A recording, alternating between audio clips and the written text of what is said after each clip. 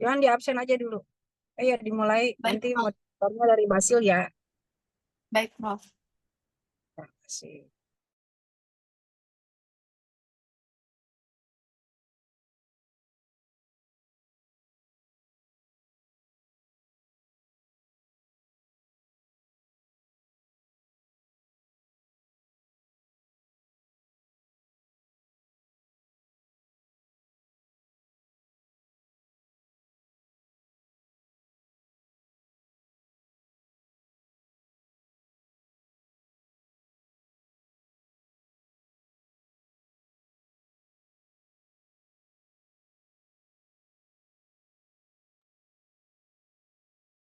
Baik, teman-teman. Izin absen ya untuk pertemuan kali ini. Basil hadir ya. Hadir, hadir. Heidi Nata, Hadir. Muhammad, Hadir. Muhammad Satria Pamungkas, Hadir.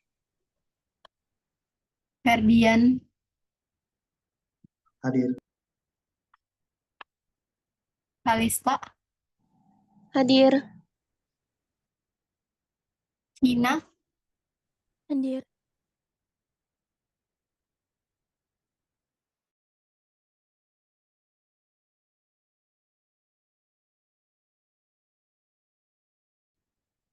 Jasmine, Emilia, Hadir. Yuni. Yasmin sakit ya. Dia Oh, biar saya. oke. Ibnu Muzamil ada. Ada hadir. Adinda Asmarani, Hadir. Hadista, Hadir. Mura Putri, Hadir. Margaret, Margaret lagi kurang enak badan, jadi sakit. oke. Farhan Mubarak, Hadir. Anastasia,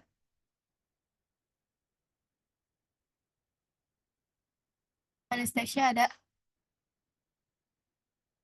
David, Hadir. Hadir.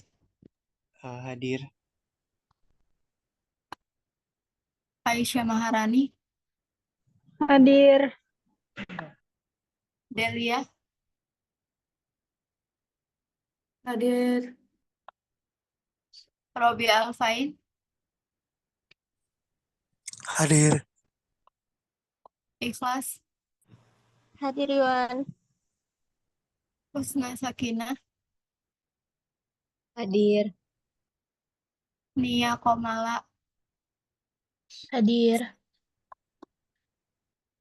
Mutia, Hadir. Kavita Kela, Hadir. Raka Anggara, Hadir. Hansa, Hadir. Aisyah Fitriani,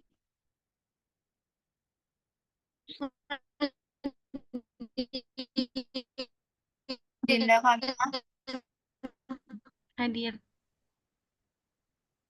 Septiana, Hadir.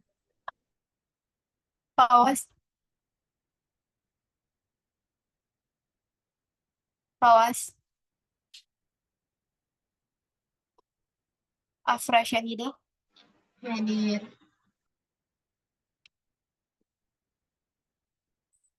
Aulia Fadilah, Hadir. Muhammad Fatul Isan, Hadir. Amar Fauzan, Hadir. Bunda Yudita, Hadir. Miftah, Hadir.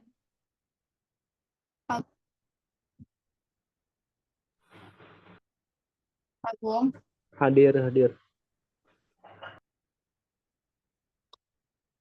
Dimas Zidan, Muhammad Dimas Zidan, Ratu Mutiara,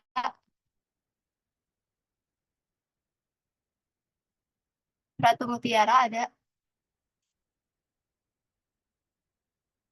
Adinda Nurul Aulia,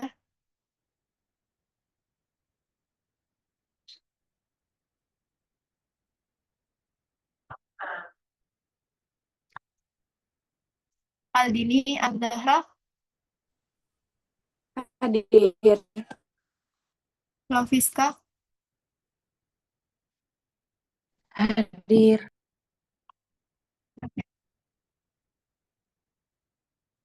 Oke, ini untuk absennya ya. Nanti 15 menit ke depan masih terima absen. Cuman kalau udah lewat 15 menit, itu bakal ditandain ya. Berarti telat gitu. Terima kasih dicukupkan untuk absen hari ini. Terima kasih. Ya, silakan Basil jadi moderator ya. Diskusi Ibu menyimak, silakan. Baik, Prof. Baik bagi teman-teman yang presentasi ini yang merupakan kelompok terakhir, boleh dimulai presentasinya. Yang terkait keterlambatan dan keterreplikaan.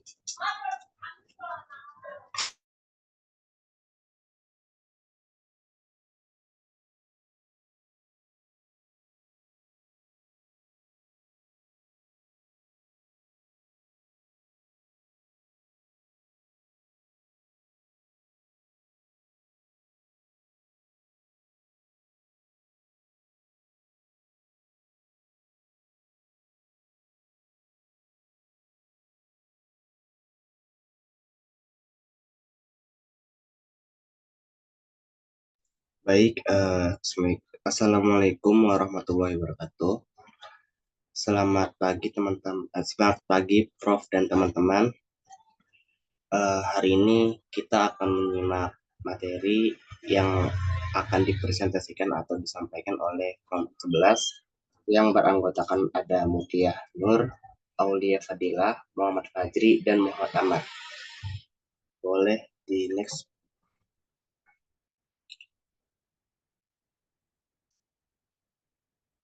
Baik, kepada kelompok 11 saya silakan.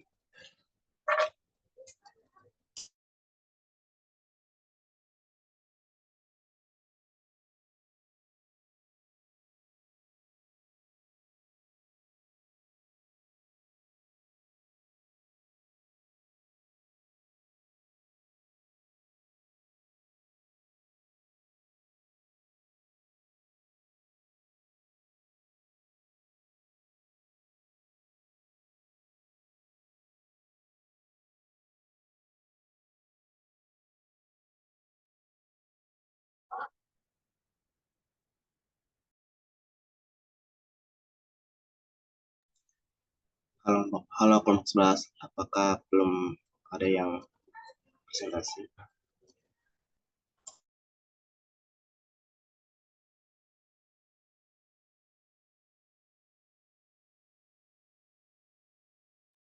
Oke, baik. Terima kasih Basil atas kesempatannya. Bismillahirrahmanirrahim. Assalamualaikum warahmatullahi wabarakatuh. Yang terhormat kepada Ibu Dini selaku dosen pengampu mata kuliah Logika Penerapan Ilmiah dan teman-teman semua yang kami banggakan. Terima kasih atas kesempatannya. Jadi di sini kami dari kelompok 11. Boleh ke slide sebelumnya.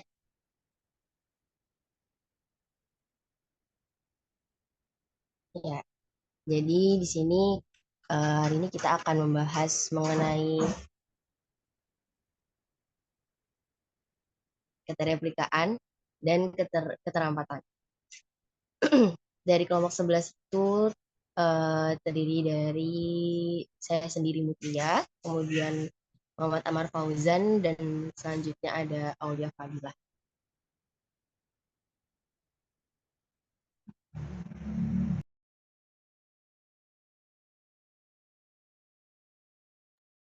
Ya, baik.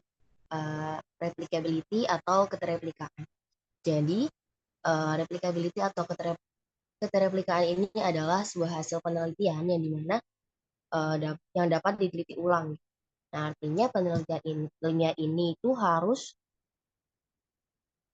dapat menunjukkan bahwa hasil yang diperoleh itu dapat ditelaah ulang menggunakan data atau situasi yang berbeda.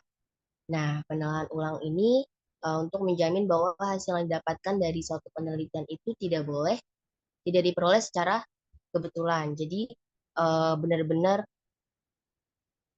bukan ketersengajaan, tapi ada buktinya gitu.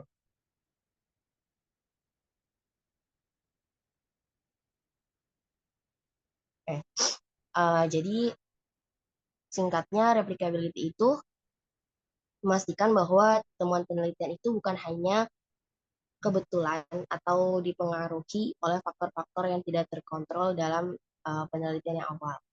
Boleh di next.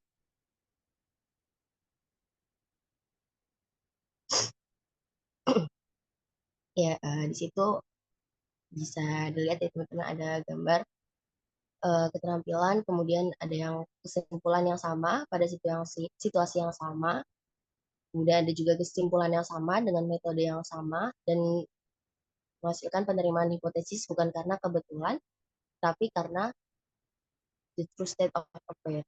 Jadi benar-benar kenyataannya. Nah, jadi berdasarkan gambar tersebut, hasil penelitian ini dimungkinkan untuk dapat dikaji oleh pada objek yang berbeda. Hal ini mengindikasikan bahwa sebuah ilmu sebagai sebuah hasil dari peneliti itu harus memenuhi kaidah verifiability of claims. Nah, dengan replikabilitas ini berarti hipotesis yang sama itu berkali-kali diuji pada situasi yang sama, kemudian menghasilkan kesimpulan yang sama juga. Nah, karena kemampuan replikasinya itulah kita dapat menyimpulkan bahwa hipotesis yang kita kembangkan ini benar-benar diterima bukan secara kebetulan, tapi benar-benar telah mencerminkan konsep tadi, yaitu the true state of affair. Boleh di next. Nah, di sini ada contoh kasusnya ya. Misalnya di penelitian awal, ada sebuah penelitian dilakukan untuk mengevaluasi efektivitas program pendidikan baru untuk meningkatkan prestasi belajar siswa.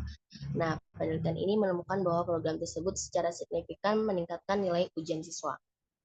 Kemudian, ketika direplikasi, sebuah penelitian lain dilakukan di sekolah yang berbeda dengan metode yang sama dan sampel siswa yang berbeda. Mereka menemukan hasil yang serupa dengan penelitian awal, yaitu program pendidikan baru tersebut secara signifikan meningkatkan nilai ujian siswa. Jadi sesuai dengan yang gambar yang tadi ya teman-teman, memiliki kesimpulan yang sama, yaitu sama-sama untuk meningkatkan nilai ujian siswa dan menggunakan metode yang sama. Nah, tetapi ini dengan sampel yang berbeda dan siswa yang berbeda. Nah, dengan melakukan replikasi penelitian ini, para ilmuwan itu dapat memastikan bahwa temuan mereka itu valid dan dapat diandalkan. Nah, hal ini tuh sangat penting untuk membangun pengetahuan ilmiah dan mengembangkan solusi yang efektif untuk berbagai masalah. Boleh next.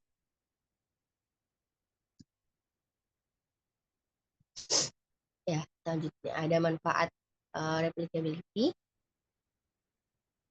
Yang pertama, replicability ini dapat membantu untuk memastikan bahwa temuan penelitian ini bukan hanya kebetulan atau dipengaruhi oleh faktor-faktor tertentu yang tidak dikontrol dalam penelitian awal.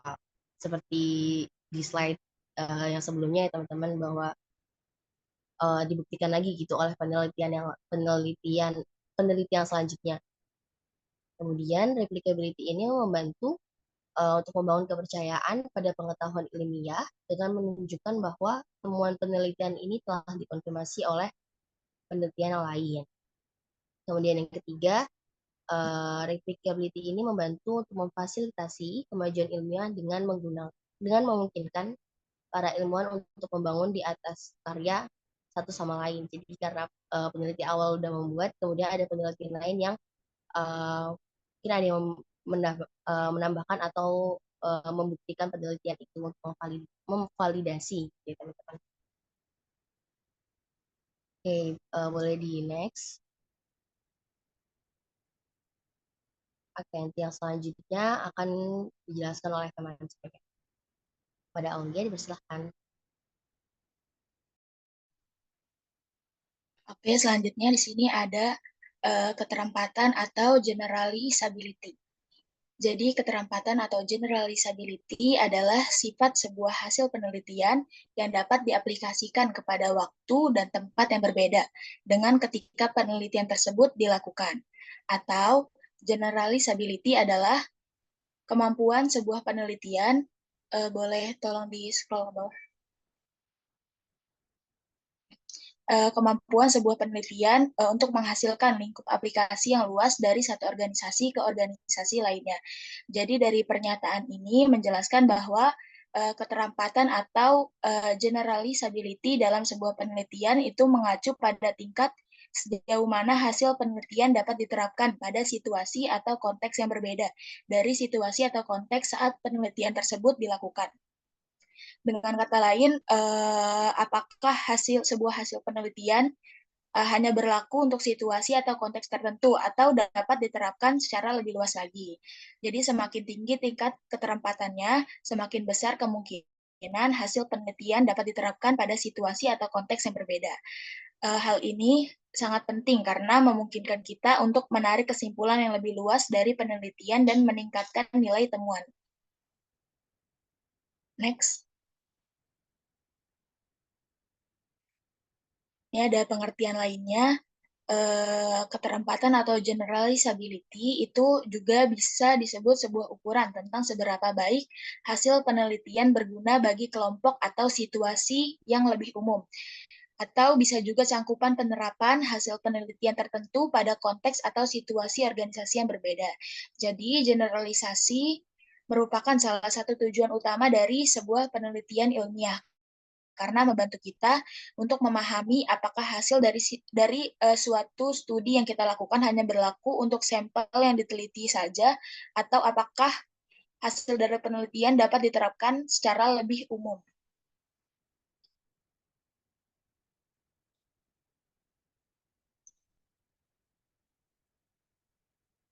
Jadi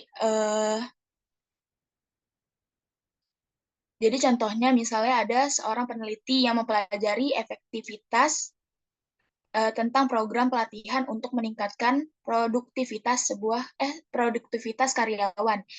Dari hasil penelitian tersebut menunjukkan bahwa program yang dilakukan oleh peneliti itu sangat efektif dalam meningkatkan produktivitas karyawan di perusahaan tertentu atau perusahaan A. Jadi pertanyaannya di sini, apakah program tersebut juga akan efektif di perusahaan lainnya? Maka inilah yang dimaksud dengan keterempatan atau generalisasi dalam sebuah penelitian. Boleh next. Atasnya lagi, atasnya.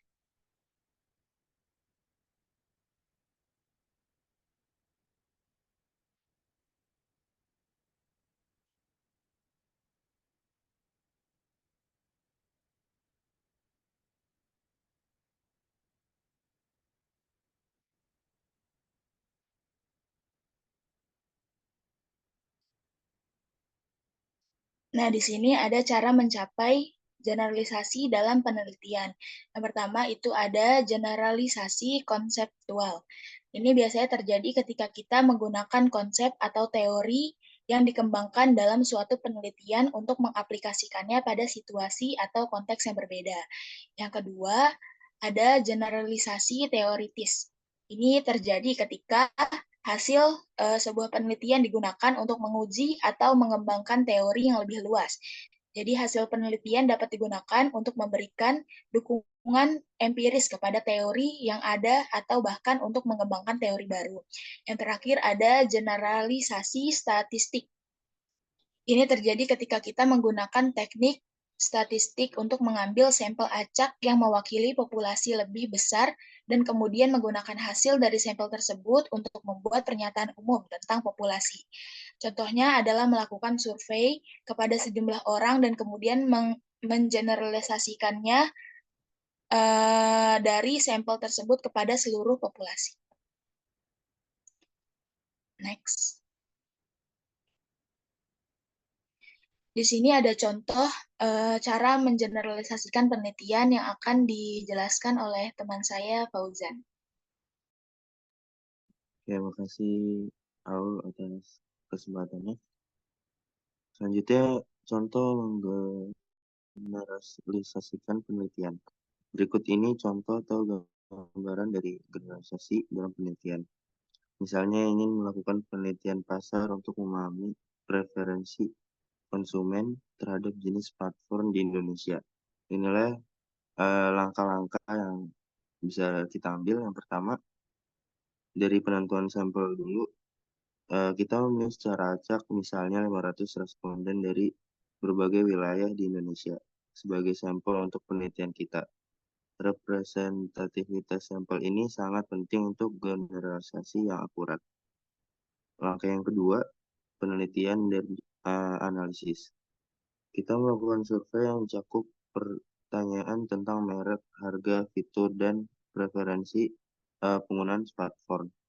Setelah itu, kita dapat menganalisis hasil survei untuk mengidentifikasi tren dan preferensi yang muncul. Yang ketiga, langkah yang ketiga, generalisasi statistik. Setelah menganalisis data, kita menemukan bahwa 60% responden di sampel kita lebih memilih smartphone dengan kamera berkualitas tinggi dan 70% lebih memilih merek tertentu. Dengan menggunakan teknik statistik, kita dapat menggeneralisasikan temuan ini ke populasi yang lebih besar di Indonesia. Dan yang terakhir, langkah terakhir adalah kesimpulan. Berdasarkan hasil penelitian, kita dapat membuat kesimpulan bahwa mayoritas konsumen di Indonesia cenderung memilih smartphone dengan kamera berkualitas tinggi dan ada preferensi tertentu terhadap merek tertentu. Hal ini dapat berguna bagi produsen smartphone dan pemasar untuk mengarahkan strategi mereka dalam memasarkan produk mereka di pasar Indonesia secara lebih efektif.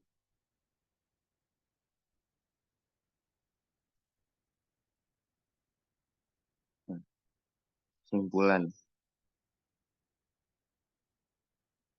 Replicability adalah penelitian yang dapat diteliti ulang. Dengan melakukan replikasi penelitian, para ilmuwan dapat memastikan bahwa temuan mereka valid dan dapat diandalkan.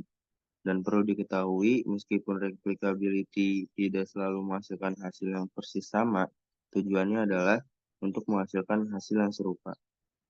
Jika penelitian yang direplikasi menghasilkan hasil yang sangat berbeda, ini mungkin menunjukkan bahwa ada masalah dengan penelitian awal, seperti kesalahan metodologi atau bisa dalam sampel penelitian. Keterlambatan merupakan salah satu kriteria penting dalam menilai kualitas penelitian. Penelitian yang memiliki keterlambatan tinggi memiliki nilai dan kegunaan yang lebih tinggi, serta dapat membantu pengambilan keputusan yang lebih baik dan mendorong kemajuan ilmu pengetahuan.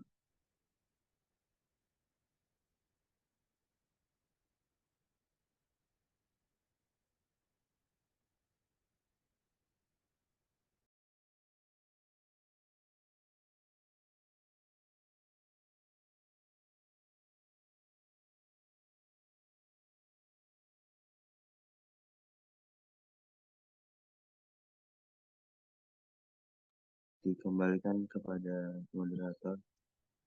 Ya, siap. Terima kasih.